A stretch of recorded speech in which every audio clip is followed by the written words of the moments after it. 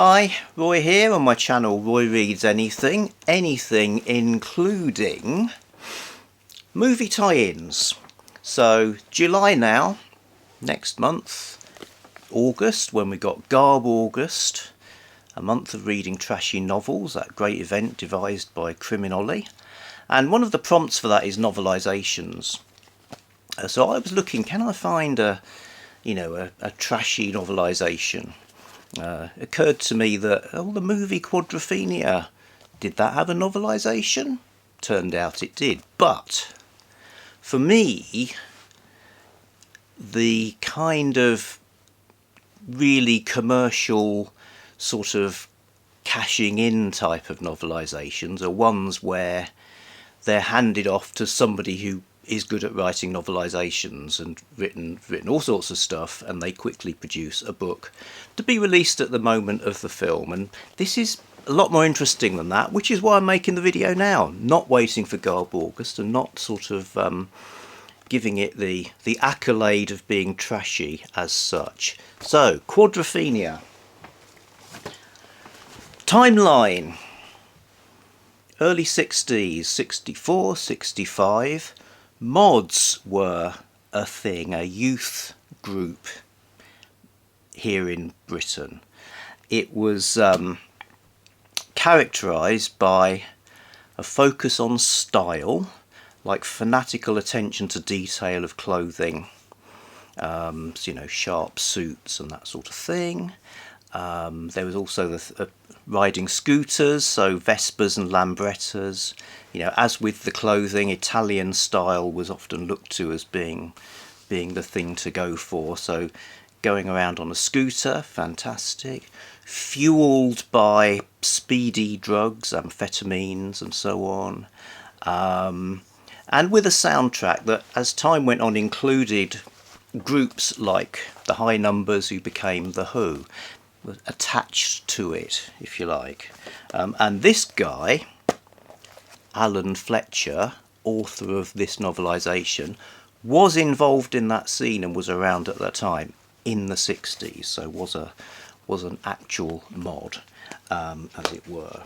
So yes, right. And another thing, the reason people knew about it was because of violent episodes, bank holidays. So bank holidays, loads of mods on their scooters would head down to seaside resorts like Clacton, Margate, Brighton, as would rockers, a competing tribe.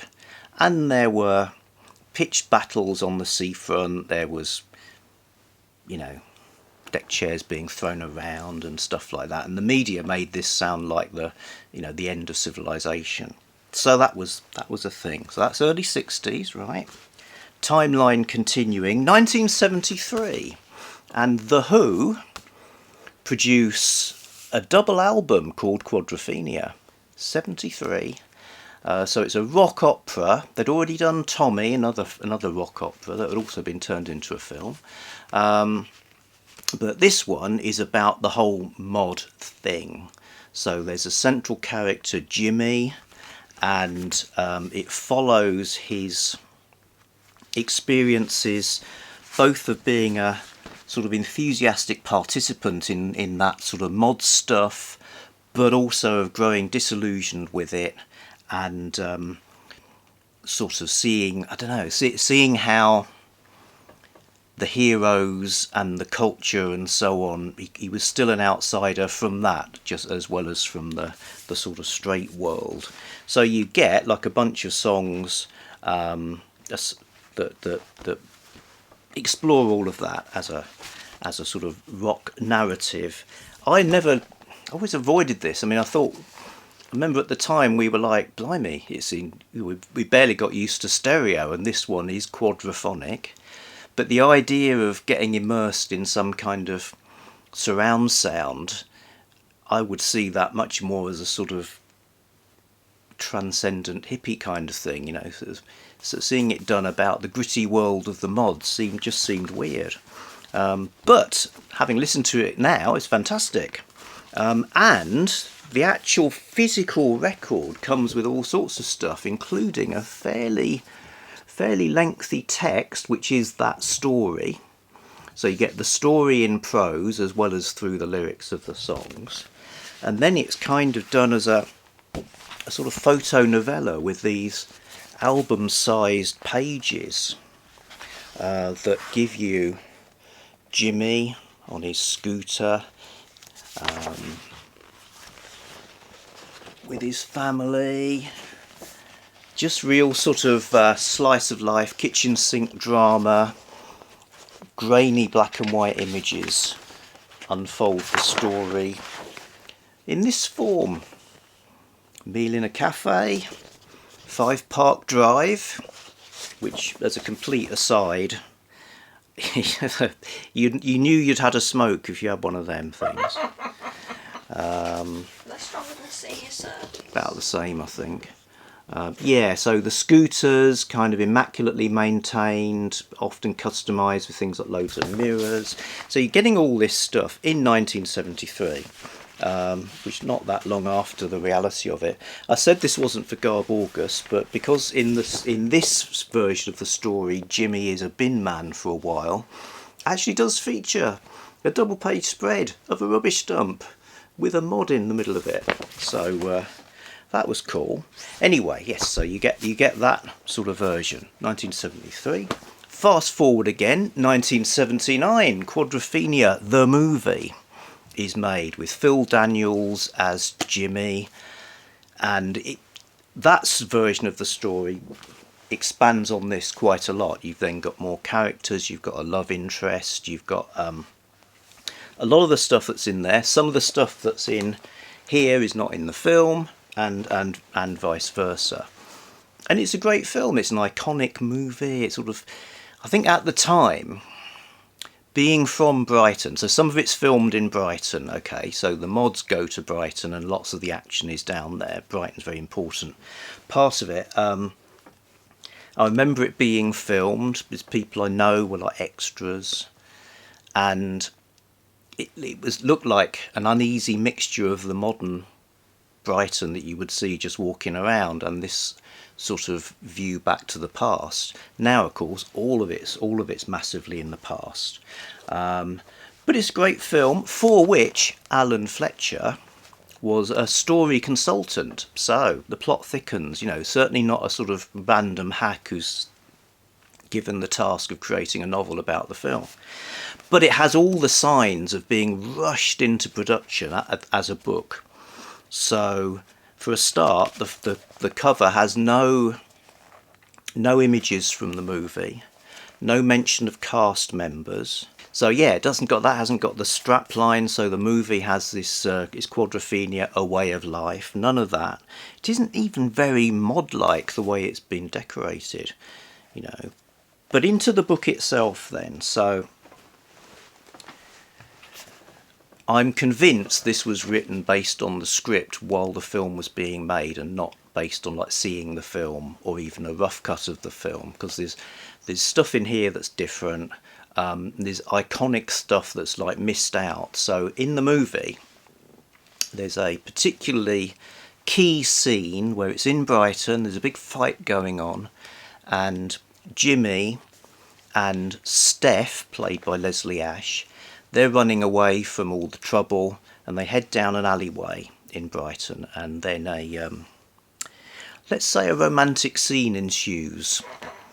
Now it's a real alleyway. In fact, I can remember going down it as a shortcut to get to a Chinese restaurant when I was a kid.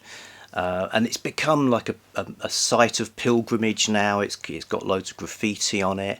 People reenact said romantic scene, even to the point of taking it to its full conclusion, apparently. So, you know, it's super important, whereas in the book, it's just a basement. Is it one of those romantic scenes that I keep going pish-tush about? It's exactly like that. Yeah. It's the up against the wall. Knee trembling. Knees are trembling. Knees would and do tremble. Yeah. So, you know, you wouldn't... it's really unlikely you'd think, oh, I'll just write basement instead. But it's a really interesting book because, I mean, one thing I liked in the movie You know, I mentioned those, the media reporting on the violence.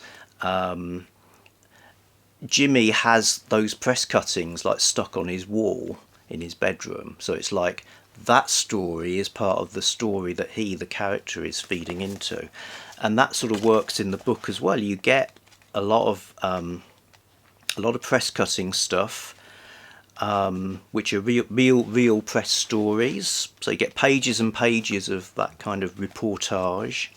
You get stuff from a textbook, from a drugs textbook, telling you how amphetamines work.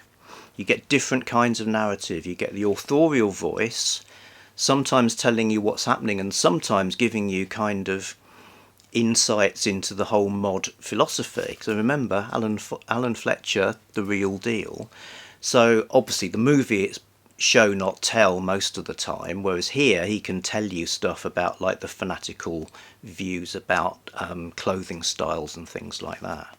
And it's got song lyrics, so it's almost like and first person stuff from Jimmy as well, so it's almost like a sort of collage of all these different styles coming together. So then it ends up being almost like a sort of manual of mod. Because there was a mod revival going back to the timeline, with the movie as a catalyst, as part of something that was probably going to happen anyway to some extent. There was a resurgence of the mod idea, and you know, punk had finished, so what was the next thing? Let's get parkas and suits and stuff like that, and new bands came along. So really, although this has never been reprinted, it was an important part of that sort of subculture. I gather Alan Fletcher's written his own novels. There's a three-book set, or trilogy if you will, called the Mod Crop, based on his own experiences. I bet that's good, based on this, which is awesome. So here we have, yes, a non-trashy novelisation. Another interesting thing it does is kind of argues with its own authenticity. So in both the movie and in this book, the song "My Generation" by The Who features. It's very spectacular in the movie. It's like put on at a party, and the mods are like pogoing to it. It's like, but that song didn't come out until after the film was set, so it's an anachronism.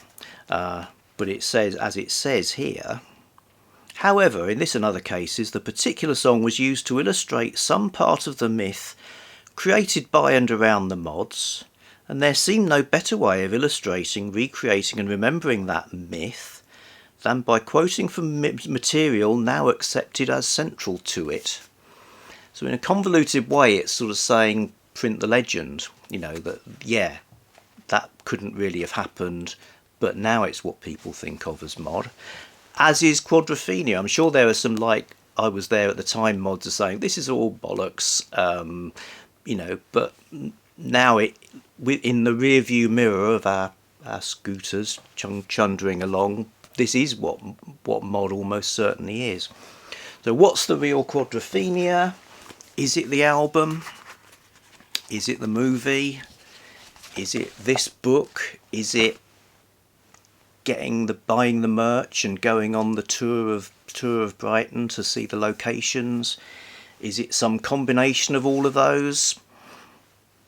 Who can say? Well, yeah, I think it probably, if it exists at all, it's what people make of it based on any aspect of it that they latch onto. But an interesting example of how the novelisation works, because, you know, this guy was sort of there in the reality, then he feeds into the movie, and then he's novelising it in this particular kind of montage type of way. Okay, back soon with some. So obviously I'll find a different novelisation for Garb August. Probably Enter the Dragon. Cool. All right. Yeah. Back soon with something else. Okay, bye.